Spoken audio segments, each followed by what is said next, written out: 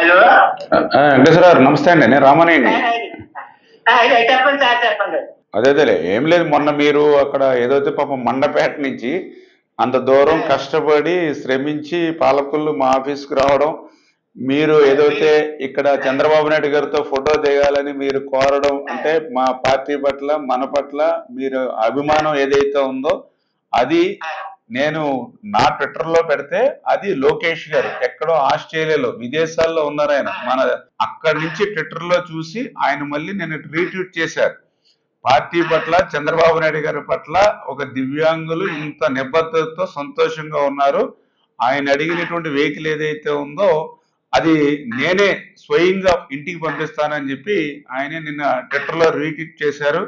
అందుకే మీకు కంగ్రాచులేషన్స్, ఎందుకంటే వాళ్ళు చాలా సంతోషం, నిజంగా గ్రేట్. అంటే మీరు ఏదైతే చంద్రబాబు నాయుడు గారిని పార్టీని అభిమానించారో ఈవేళ అది ప్రత్యక్షంగా కనపడింది లోకేష్ గారు స్పందించడం ద్వారా. అదే తెలుగుదేశం పార్టీలో ఉన్న గొప్పదనం.